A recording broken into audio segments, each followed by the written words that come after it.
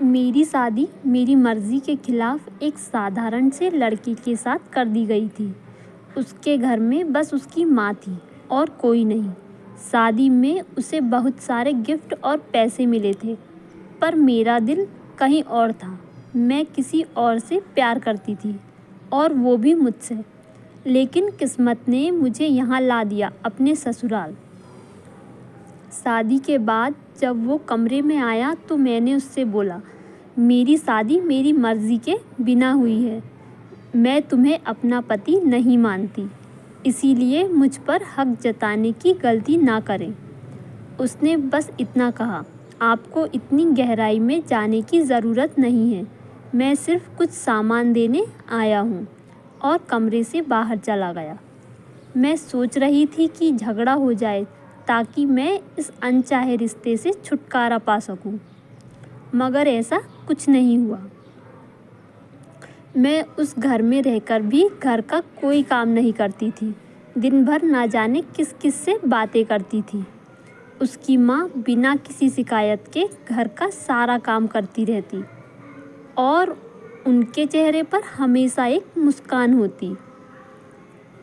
मेरे पति एक छोटी कंपनी में काम करते थे, बेहद मेहनती और ईमानदार। हमारी शादी को 1 महीना हो चुका था, लेकिन हम पति पत्नी की तरह कभी साथ नहीं रह रहे थे। उस दिन जब मैंने उसकी माँ के बनाए खाने को बुरा भला कहकर फेंक दिया, तो उसने पहली बार मुझसे ऊंची आवाज़ में बात की। बस मुझे वही चाहिए था, एक बहाना झगड़े का।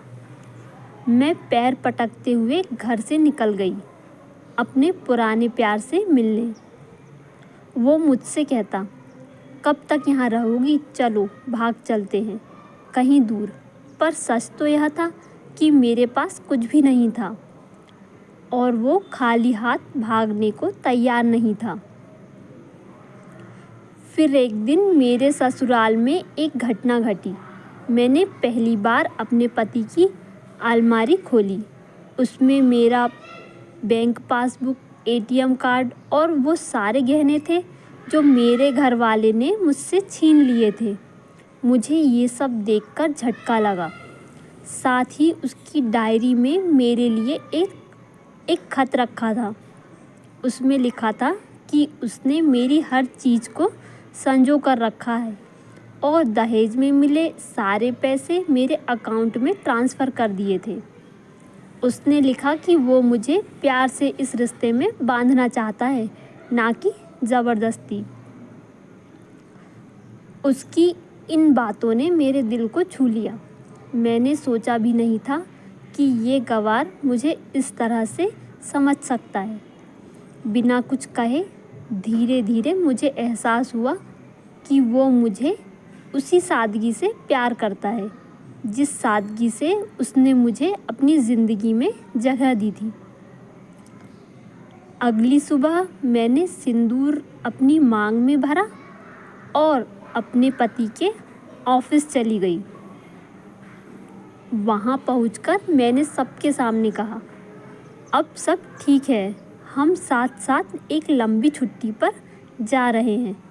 और मैं अपने पति को कुछ देर के लिए ऑफिस से बाहर ले आई और अपनी हर गलती की माफ़ी मांगी।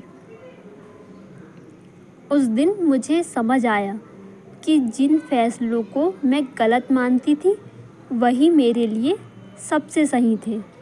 मेरे माँ पिता ने मेरे लिए जो भी किया, वो सिर्फ मेरे भले के लिए था।